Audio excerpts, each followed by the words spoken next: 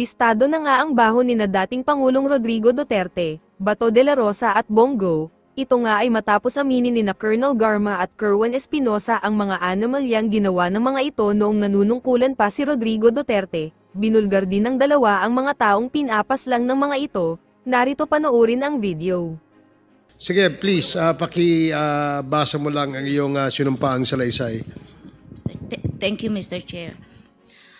On September 12, 2024 and September 27, 2024, I was invited to serve as a resource speaker during the recent legislative inquiry conducted by the Joint Committee on Dangerous Drug Public Order and Safety, Human Rights and Public Accounts of the Honorable House of Representatives regarding the investigation into the war on drugs of the previous administration. During these hearings, I was asked several questions concerning my knowledge or involvement in the deaths of 3 Chinese inmates of the Davao Penal Colony and the death of General Wesley Barayuga, all focusing on the alleged extrajudicial killings of the aforementioned individuals. I was also questioned about my relationship with the former president, as well as my career as a police officer and my tenure as the general manager of the Philippine Charity Sweepstakes Office. Throughout the hearings, I answered questions from the committee based on my personal knowledge. However, I did so with great apprehension as I recognized that my statements on national television could significantly endanger my life, the safety of my family, and others very close to me. After considerable reflection, I am now executing this affidavit to provide a comprehensive information to the Quadcom regarding everything I personally know about the war on drugs during the former administration. On May 2026, I received a call from the President, Rodrigo Roa Duterte, at approximately 5 a.m., instructing me to meet him at his residence in Doña Luisa, Davao City. I was already acquainted with the mayor, having served as the station commander in one of the police stations in Davao City during his tenure. During our meeting, he requested that I will locate a PNP officer or operative who is a member of the Iglesia ni Cristo, indicating that he needed someone capable of implementing the war on drugs on a national level, replicating the Davao model.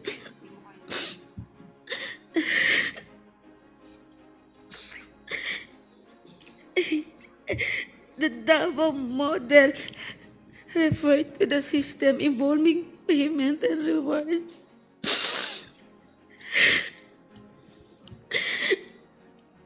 The Davao model involves 3 levels of payment of rewards. First is the reward if the suspect is killed. Second, if is the funding of planned operations. And the third is the refund of operational expenses. Colonel Garma, can you speak louder? I'm sorry, speak closer to the microphone.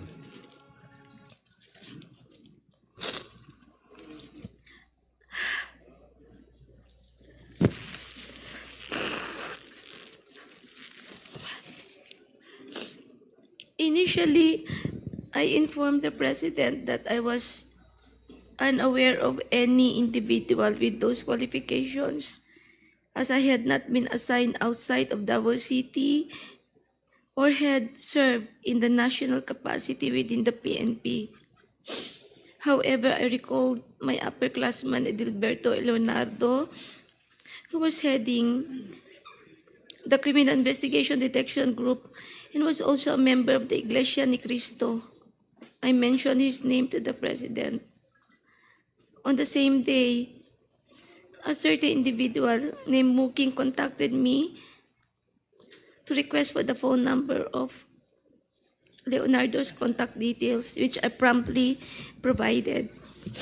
A week later, I learned from Arthur Narsolis via phone call that Sir Leonardo had been summoned and was instructed to proceed to the Royal Mandaya Hotel in Davao for a meeting.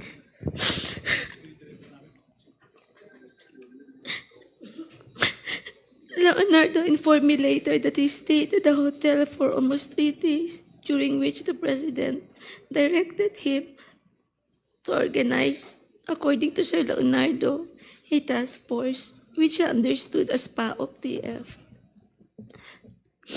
When Leonardo relayed this information, urged me to join the task force, I declined first, citing my lack of experience in handling said operations. Leonardo subsequently informed me that he had prepared a proposal routed to Bongo outlining the task force, which would encompass Luzon, Visayas, and Mindanao.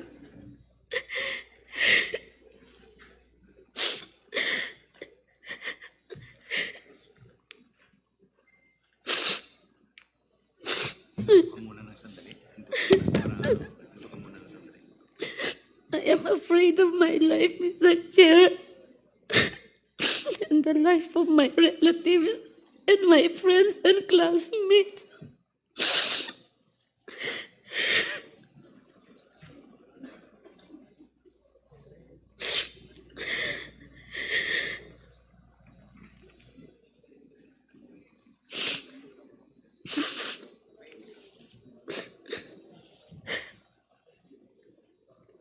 Leonardo subsequently informed me that they had prepared a proposal routed to Bongo confirming the task force operation, which would encompass Luzon, Visayas, Mindanao.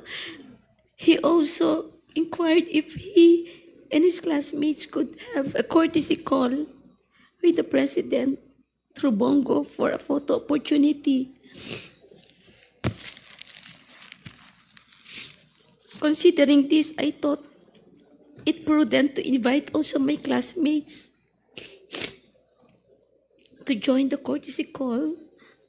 So in the presence of Colonel Bacay, Villela, Grijaldo, Tuzon, and Dueñas, the member of class 97 and 96 were accommodated in separate rooms at the DPWH office in Panacan, Davao City. The president did not enter our room, and I was unaware if he visited the room of class 96. After the courtesy call, Leonardo informed me that the structure of the mentioned task force would undergo changes.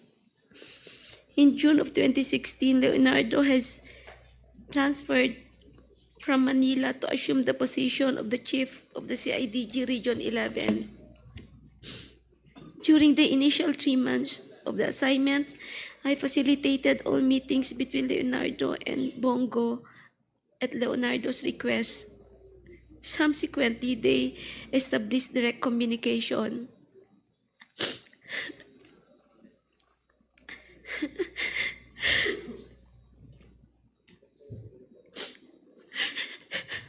Leonardo informed me that he had recalled several trusted personnel, namely Lester, Romel Bactat, Rodel Serbo, Palma, Peter Parungo to serve as operative for the task force. Notably, Bactat, Serbo, and Palma were, for now, discharged from the police service.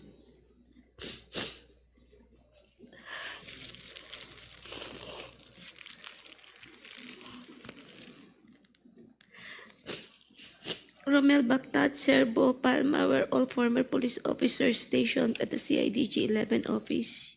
They were discharged from the service on or about a year ago due to an operation. that led to the killing of one individual. Lester Barganio is a provide citizen, while Peter Parunga was a former detainee of CIDG due to a charge of rape that has been cleared. Romel Bactat, Cervo Palma, and Parunga were charged with the task of collecting and verifying informations provided by police officers in the field concerning arrests, deaths of individuals named in the list of drug personalities, and creating summary reports. All of these reports would then be encoded and compiled by Lester Barganio. The compilation is thereafter elevated to Sir Leonardo, who will decide what level the arrest or killing was and its corresponding reward. Rewards were only given for killings, while for arrests only for the funding of Copland and refund for operational expenses was given. I saw how these individuals operated when I would visit my friend in CIDG 11. He conveyed that the task force would be structured differently and that he submitted a document to Bongo detailing the task force operation, including an overview of the current drug landscape in the Philippines.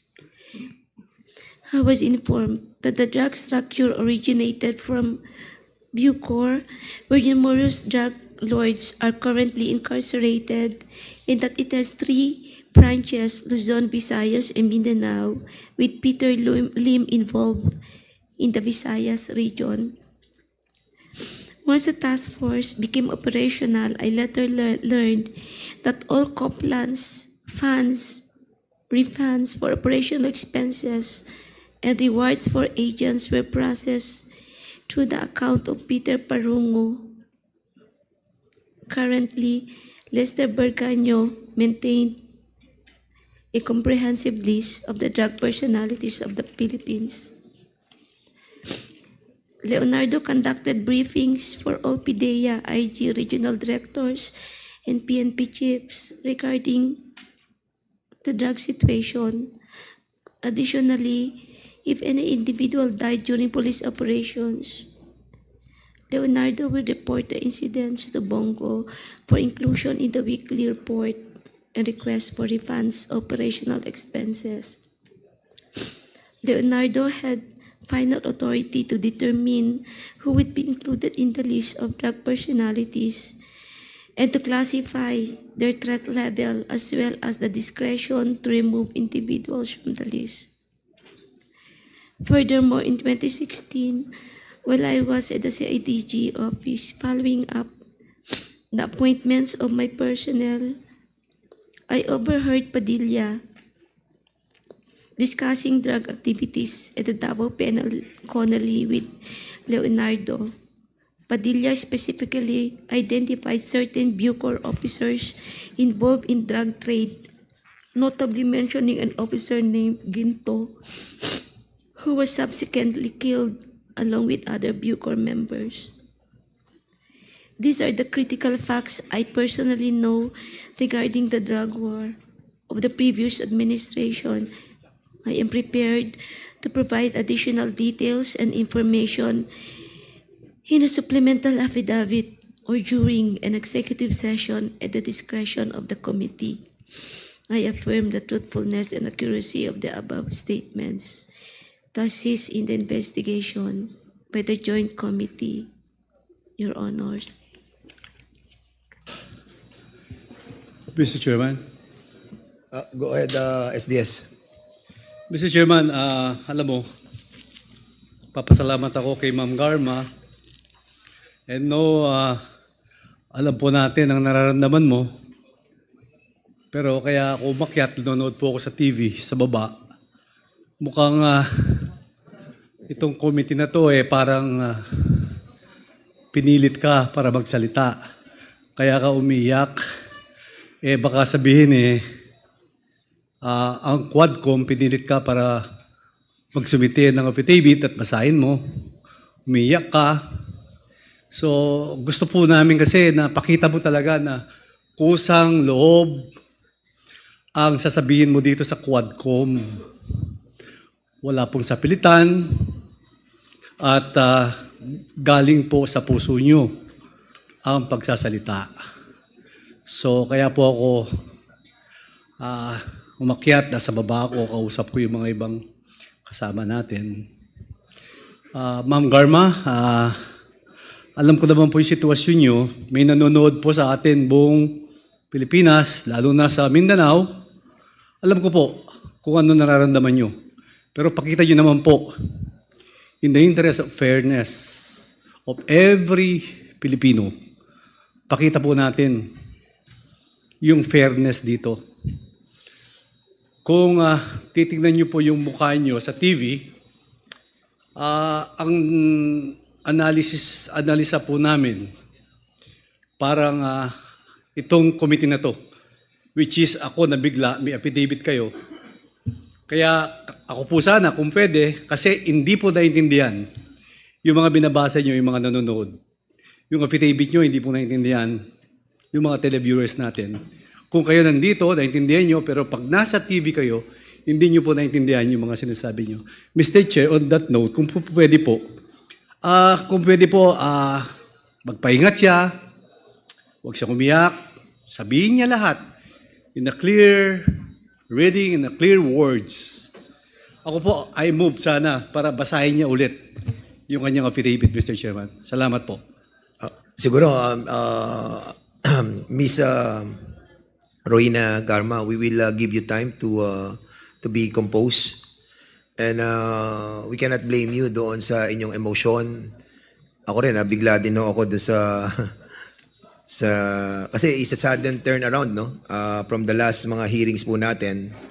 And suddenly, we will be receiving an affidavit like this, no? Siguro, malapat lamang pong sabihin natin sa committee to kung somebody forces you to execute an affidavit like this. That a while ago, the reason why we're asking Congressman Manuel to hold his gun kasi nga I was able to see the affidavits and I really wanted to read muna for a while. And 4 pages lang naman po yun. So, nakakagulat din po yung nilalaman ng inyong affidavit dahil a complete turnaround. So, meron po bang pumilit sa inyo para i-execute itong affidavit na to? Wala po, Mr. Chair. It took me 1 week to make some reflections po. And what pushes you to execute? I realize the truth will always set us free, Mr. Chair. And at least I will be able to contribute if we really want to make this country a better place to live and for our children. I think we have to do something para maibalik po yung trust sa PNP, magkaroon po ng reform sa PNP, and yung tiwala po ng mga tao, whether victims of criminals sa gobyerno. Kanina po may sinasabi kayo na natatakot kayo sa buhay nyo at sa pamilya nyo. Saan po kayo natatakot? Of course po, it's normal, Mr. Chair, when you speak the truth, you cannot please everyone. And it's normal to anybody to have that mixed emotion. But still, it took me 1 week to make reflections. And I realized I need to do my part po. Dahil po ba sa relasyon nyo sa nakaraang administrasyon kay former president? Kaya po ang damdamin nyo po ay mixed emotion? Normal lang naman bilang tao po, Mr. Chair. Pero what prevailed after a week of reflection is I always say the truth will always set me free. I want a better place, a better PNP, Mr. Chair. Yes, Mr. Chairman, Ma'am Garma, we are all on the same page. Kaya ginagawa po natin to para sa taong bayan, maayos, yung PNP, mawala, ang extrajudicial killing, yung drugs. Kaya nandito po tayo. Yung sinasabi niyo po We are totally agree on that. Kaya gusto ko lang pong i-clear at sinagot nyo na walang pumilit, nag-meditate ka for how many days before you prepare that affidavit. Nabigla nga ako ngayong Quadcom hearing na meron po kayong affidavit. So on that note, Ma'am Garma, pag-compose na po kayo, ayos na po kayo, pwede nyo po ulit basahin ang inyong affidavit. Salamat po, Mr. Chairman. Okay. SDS, are we going to ask Ms. Garma to read again Please, Mr. Chairman. yung kanyang affidavit, no? We hope, kasi kanina medyo hindi ko rin po naiintindihan, no? Luckily, I was able to read na yung ating pong affidavit. So, siguro kung compose na po kayo, para po maintindihan, kasi napaka-importante po nito, no? Nung binabasa ko din po, medyo na-shock din po ako. So, basically, siguro, we will give you another chance para po mabasa itong affidavit as requested and moved by SDS Don Gonzales. So, now, you have the floor again, Ma'am Rohina Garma.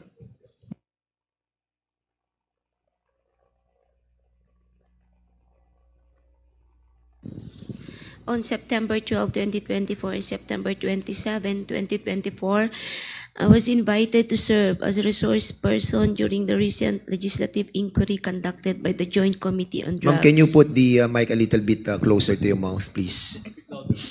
Yes, sir.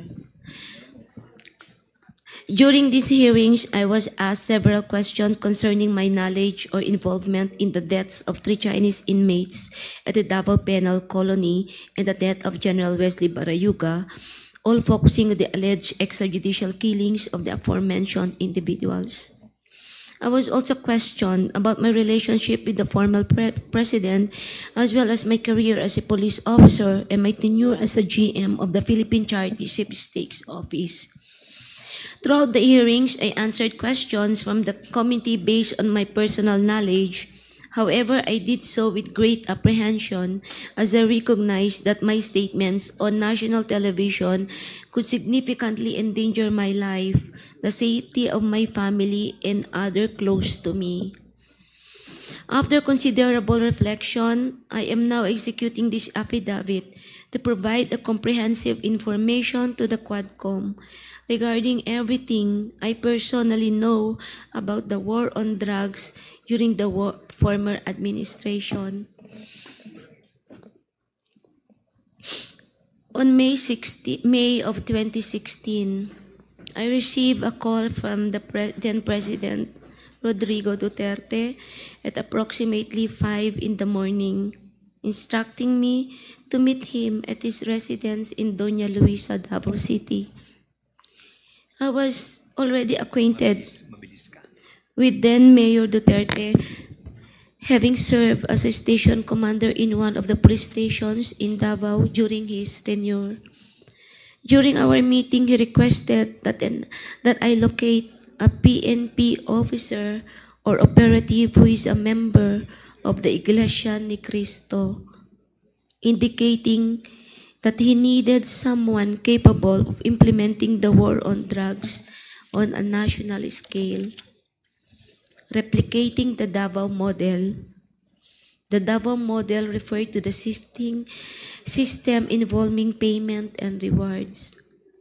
The Davao model involves 3 levels of payments of rewards.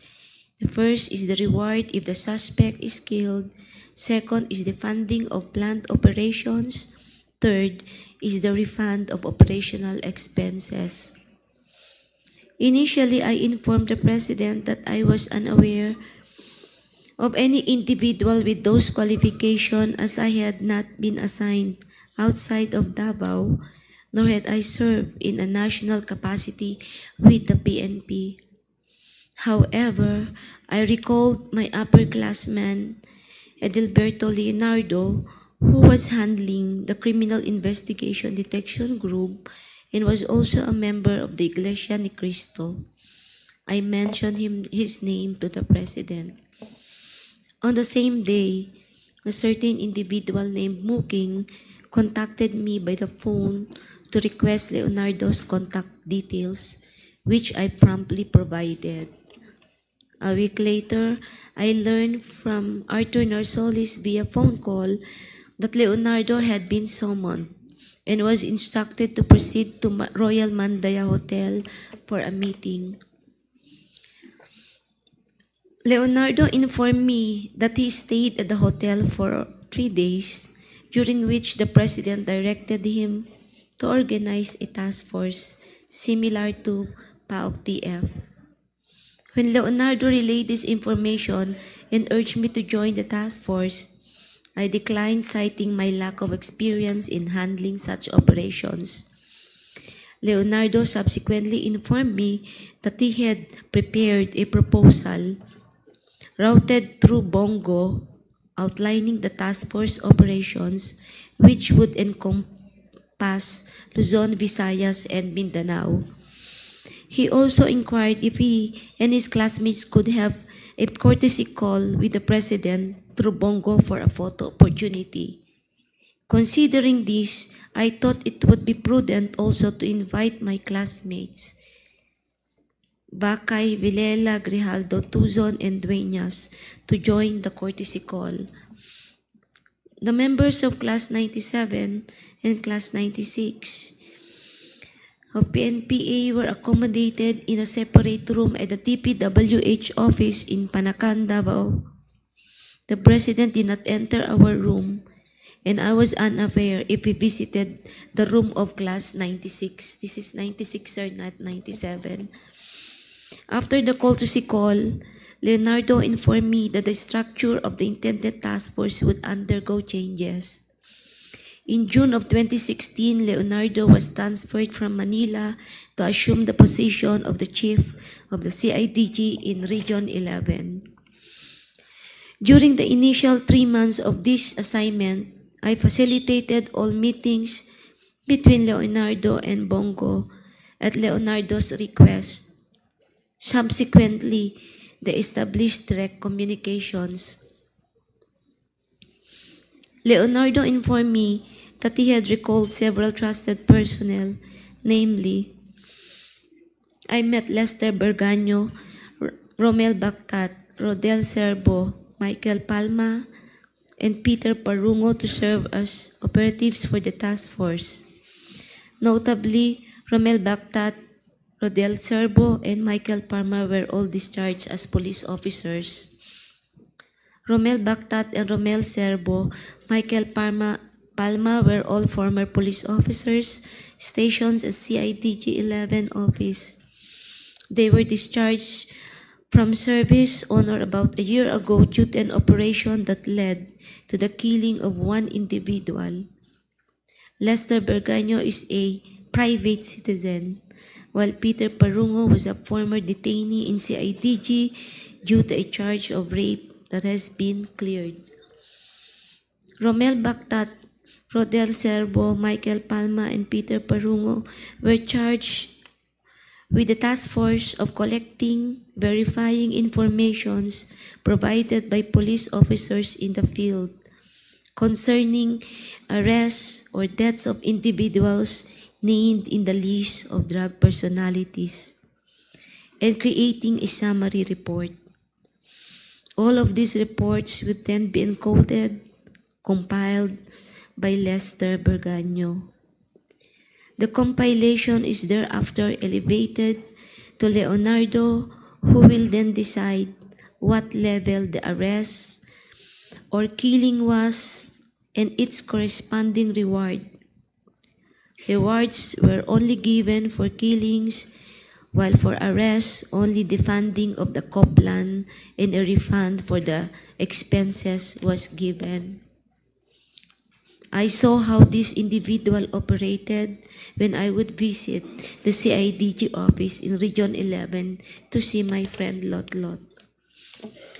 He also conveyed to me that the task force would be structured differently, in that he submitted a document to Bongo detailing the task force operation, including an overview of the current drug landscape in the Philippines. I was also informed that the drug structure originated from Bucor, where numerous drug lords are currently incarcerated, and that it has 3 branches, Luzon, Visayas, and Mindanao, with Peter Lim involved in the Visayas region.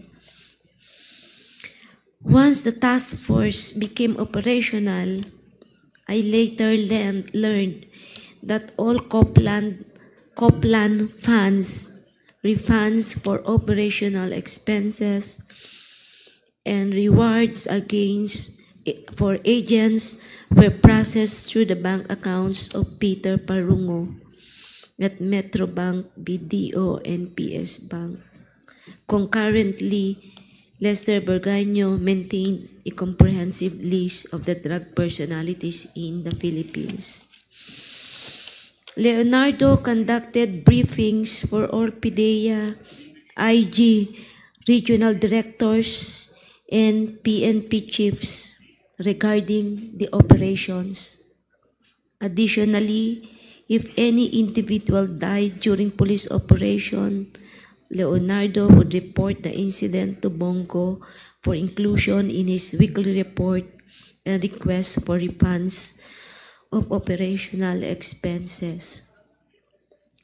Leonardo had the final authority to determine who would be included on the list of drug personalities and to classify their threat levels, as well as the discretion to remove individuals from the list. Furthermore, in 2016, while I was at the CIDG office, following up on personnel appointments, I overheard Superintendent Padilla of Bucor discussing drug activities at the Davao Penal Colony with Leonardo. Padilla specifically mentioned certain Bucor officers involved in the drug trade, notably mentioning an officer named Ginto, who was subsequently killed along with other Bucor members. These are the critical facts I personally know regarding the drug war of the previous administration. I am prepared to provide additional details and information in the supplemental affidavit or during an executive session at the discretion of the committee. I affirm the truthfulness and accuracy of the above statement to assist in the investigation by the Joint Committee on Dangerous Drugs, Public Order and Safety, Human Rights, and Public Accounts of the Honorable House of Representatives, the Quadcom. Mr. Chair.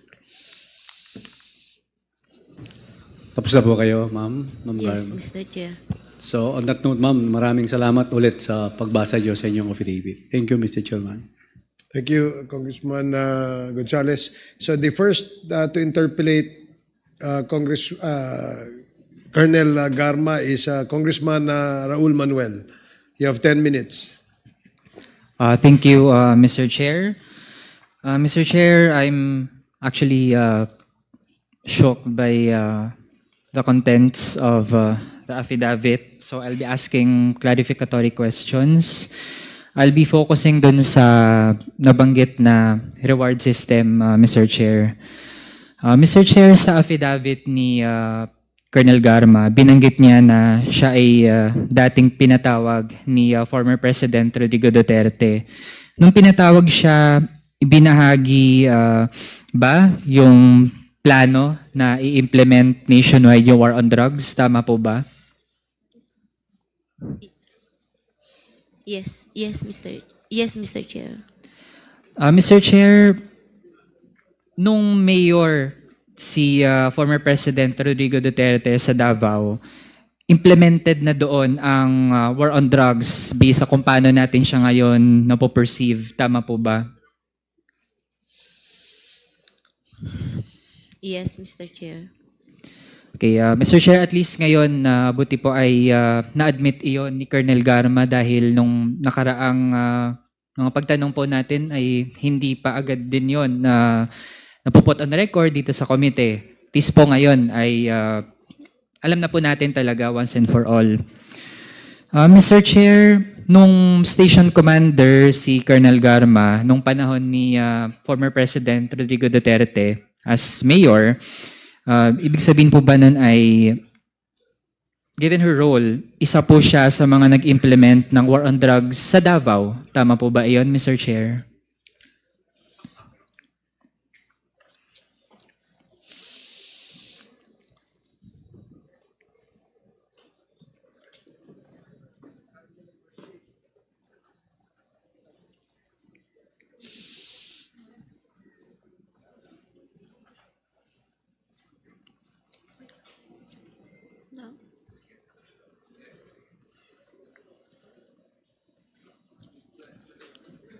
Paki-clarify mo lang yung question. Yeah, Mr. Chair, ang tanong ko po dahil naging station commander po si Colonel Garma noong Davao Mayor si Rodrigo Duterte. So ibig sabihin po nun, given her role ay isa po siya sa mga nag-implement ng war on drugs sa Davao.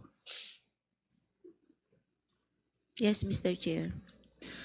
Mr. Chair, nag-implement po siya nun dahil kasama po siya dun sa mga na-mention kanina from NUPL, yung Davao Boys and Girls. Tama po ba, Mr. Chair?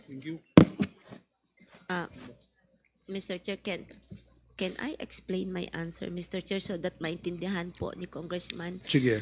Yes, Mr. Chair. Pakilapit lang po yung microphone sa inyong bibig. This is how it works actually.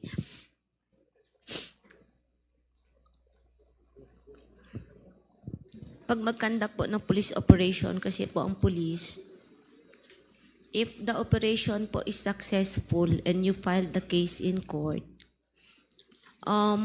you will submit a report sa City Hall monthly at nakalagay po doon na na-file po yung kaso, nakalagay din po yung IS number po, proof na na-file po yung kaso and the details of the case. And once isubmit mo to, yung operational expenses po ay nare-refund. That's 5,000 pesos per case po, per operation.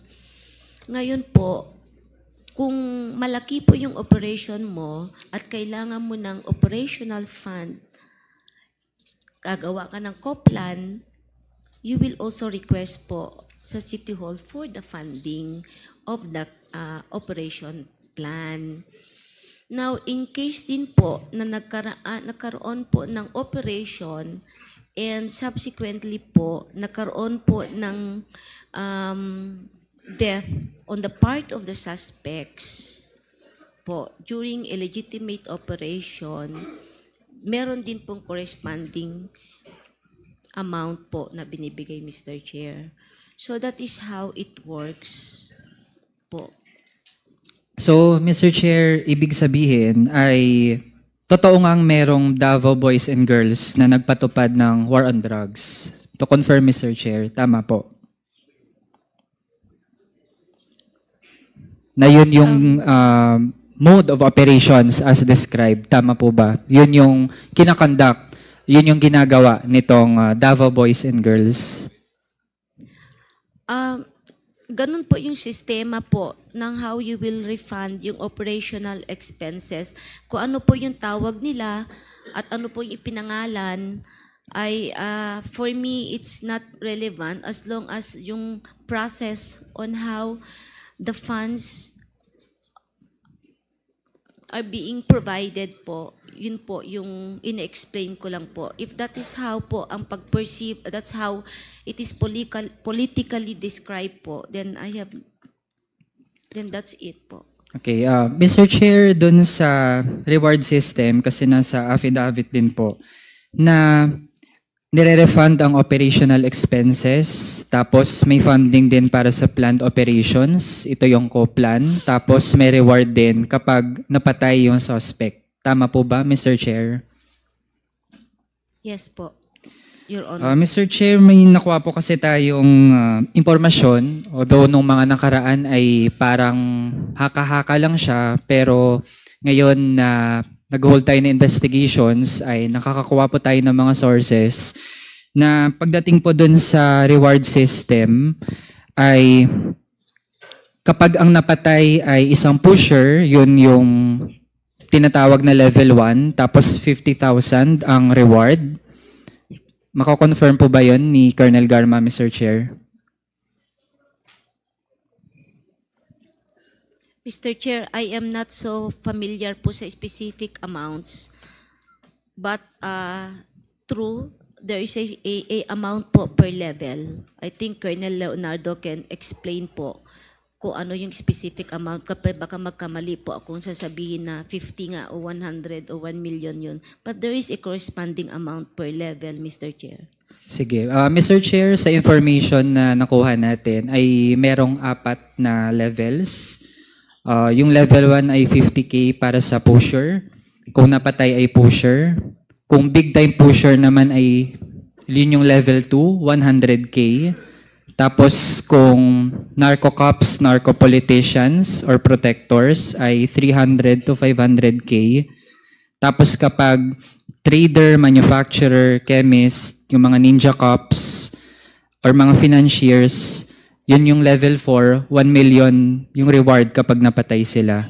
Familiar po ba iyon kay Colonel Garma? Yung ganong leveling and amounts? May amount po, Mr. Chair, from what I understand, starting 20,000 to 1 million. But I'm not familiar sa mga bracketing po, Mr. Chair. Mr. Chair, yung 20K, yun po yung mga street level or mga small time na natatag na involved sa drug trade. Tama po ba? Most likely kasi yun po yung pinakamaliit na amount as far as that's I know, Mr. Chair. And to compare, Mr. Chair, yung mga napatay dun sa Davao Penal Colony ay dahil ang kanilang task di umano doon sa drug trade ay yung pagiging mga chemist. Kaya kapag ganun, level 4 sila. Kaya naging 1 million per head yung presyo, kumbaga, or yung reward para sa pagpatay sa kanila. Tas dahil 3 sila, kaya 3 million. Tama po ba, Mr. Chair? Hindi ko po alam, Mr. Chair, hindi ko nakita kung magkano kung talagang mayroon pong na-classify sila kung anong level. Ay, hindi ko po nakita kasi. Pero you can confirm na yung pinakamataas ay 1 million. As far as I know, Mr. Chair. Kaya, Mr. Chair, dun sa pag-i-implement ng war on drugs on a national level, dun sa pakikipag-usap ni Colonel Garma kay former President Rodrigo Duterte, sinabi ba niya na meron siyang layunin na yung Davao model ay i-implement sa buong bansa? May ganun po ba, Mr. Chair? Yes, Mr. Chair.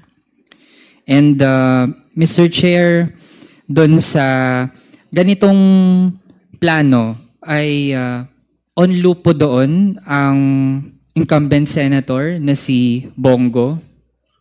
Tama po ba? Mr. Chair, I didn't get the question. Kindly repeat po, Your Honor. Mr. Chair, dun sa plano na itong Davao model ay implement siya sa buong bansa, based sa naging affidavit, gusto nating ma-confirm na mayroong papel din dito si Senator Bongo. Tama po ba?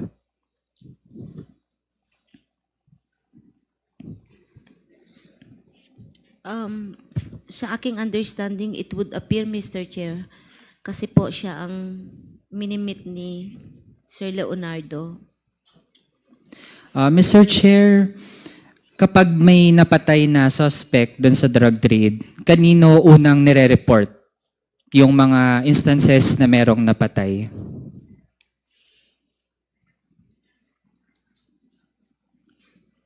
Sa ground kasi may gagawa ka ng report, Mr. Chair, spot report. And then, meron pong phone number na na-disseminate sa lahat po ng RD, PD, Chief of Police, kung saan po tinetext po yung result ng police operation. And these phone numbers are handled, hinahawakan po nung mga tao po ni Sir Leonardo. Mr. Chair, since naging bahagi po si Colonel Garma ng War on Drugs sa Davao, familiar po ba siya or alam po ba niya kung meron ding kompetisyon sa iba't ibang mga police stations sa number ng mga napatay? Lalo na't kung meron palang reward na napatay yung isang tao as compared to inaresto lang. So meron bang ganong tipo ng kompetisyon among police stations? Wala po, Mr. Chair, during our time. Mr. Chair, pagdating naman sa kung paano na-incentivize yung mga iba't ibang police stations or police officers, ano po yung mga pamantayan dati para masabi na ang isang police station ay effective sa pag-conduct niya ng war on drugs? Meron kasing, sa amin nung sa Davao kasi po, it depends po kasi sa station na hinahawakan mo kasi naka-profile na po yan kung anong classification po ng drugs, kung infested po ba ng drugs yung mga barangay. So meron na pong projection po. Kasi meron po kami noong tinatawag na yung may baseline po kasi kami na naka-establish during that time. So projected po kung ilan ang possible arrest mo every month, Mr. Chair. But of course, dumarating din po yung point na wala ka na mahuli o sobrang baba. Depende kasi sa performance din ng patrol sa area as part of preventing po yung occurrence po ng illegal drug trade. So mamimili ka lang naman mag-ooperate ka o intensify mo ang police patrol para wala kang mahuli at hindi po matuloy mangyari ang bentahan po ng droga. You just choose between the two naman po. Kaya, Mr. Chair, yun yung tungkol sa reward system kapag may napatay na mga suspect. Kahit nga, we would like to underscore na mga suspect pa lang yun. Mr. Chair, pagdating dun sa funding ng mga planned operations, sino po ang nagfa-fund ng mga ganong operasyon, yung tinatawag na co-plan, batay dun sa affidavit? What I understand pong alam ko po, pag malalaking police operation, the case operation plan ay sinasubmit po kay Sir Leonardo for funding. And I think si Sir Leonardo po maka-explain kung saan po galing ang pondo, Mr. Chair. Mr. Chair, sa pagkakaalam ni Colonel Garma, meron bang mga private individuals or corporations na nagbibigay din ng, kumbaga, we can say, donation para sa ganitong mga planned operations? I'm not aware, Mr. Chair. Wala akong alam po. Mr. Chair, pare-pareho ba yung amount na binibigay para dun sa kada operation na kinoconduct? Hindi ko rin po alam, Mr. Chair, kaya hindi ako ang nag-evaluate ng mga co-plan. Basta ang alam ko lang, sinasubmit po sa kanya and siya po ang magpa-facilitate for the funding, Mr. Chair. Okay. And Mr. Chair, dun sa pangatlong tipo ng itong paggamit ng pera for these plans, yung refund for operational expenses, ano-ano pong mga tipo ng expenses ito? Kasi kung nire-refund siya, ibig sabihin, meron munang nag-aabono. Ganun po ba ang sistema sa pag-conduct ng mga operations? Nag-aabono muna yung mga involved na mga police, tapos saka sila manghihingi ng refund? I will explain further, Mr. Chair. Yung real McCoy kasi sa ground, Mr. Chair. The real talk po tayo sa ground. Talaga namang wala pong pondo talaga. Mag-aabono ka talaga. Pati bypass money, mag-aabono ang chief of police diyan para mamarkahin yan. Kung minsan nasusunog na itatakbo, wala na. Tapos wala kang mahuli, hindi mo talaga marerefund yung pera mo. So talagang abonado ang chief of police at saka mga operatiba. That is why in Davao, once successful po ang police operation na file mo ang kaso, may IS number po, proof that you filed the case, i-refund po ng 5,000 pesos yung mga expenses like photocopy, bypass money, payment for the agent, pagkain po, ng suspect pag dinala mo po sa court. Kasi maghihintay ka rin, tatagal ka rin sa korte. So those are the expenses which is very decent enough naman.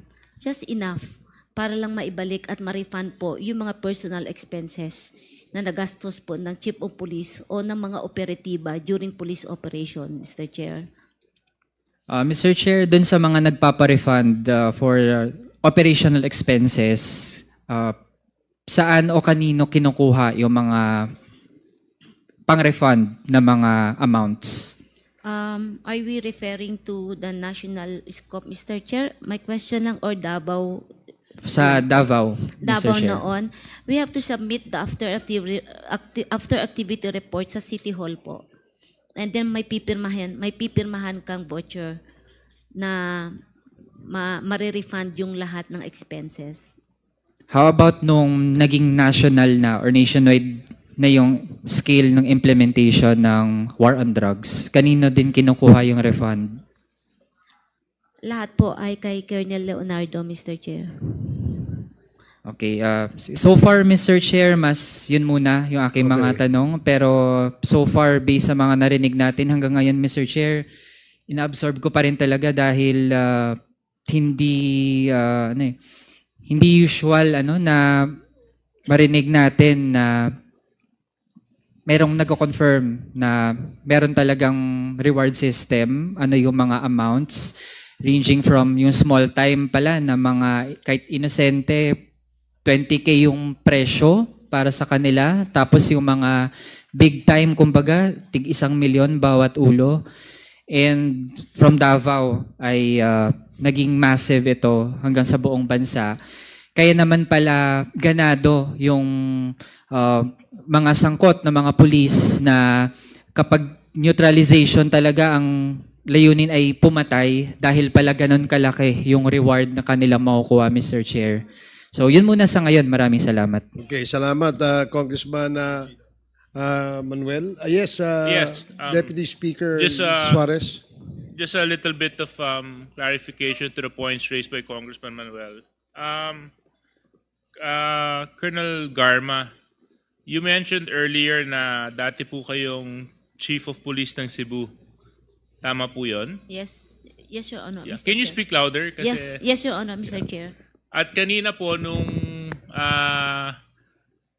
ginaganap po yung hearing dito, nagdadatingan po yung mga biktima under your watch. And a lot of these victims actually flew in from Cebu. Earlier today, with the interpellation of Congressman Manuel, you confirmed that there was a reward system with regards to the implementation of the drug war. Can you further explain how this reward system was implemented while you were the head cop of the city of Cebu? Mr. Chair, during my stint as the City Director of Cebu po, yung mga station commanders ay directly reporting to R2. So, pagka may mga incident po, kasi po, widespread yung phone number naman lahat po ng Chief of Police yan, makonfirm, mayroon silang number kung saan sila magte-text. So, Ulit lang po. Sorry, hindi ko narinig. widespread po yung number kung saan po sila magte-text. During my time po, wala po nagte-text sa akin para ibato ko kay Sir Leonardo para bayaran. Hindi po ganun ang setup sa Cebu. The Chief of Police would directly report sa R2 po. Alam niyo po, Mr. Chair, during the drug war, sometimes po may mga nababypass din ng mga commanders. Kasi po, ang control is either direct control ng RD or direct control ng R2 or ng mga special units o task force. And sometimes, hindi naman yung territorial police po ang may project nun. Tumatawid po. Yes. Thank you for sharing that, Colonel Gar.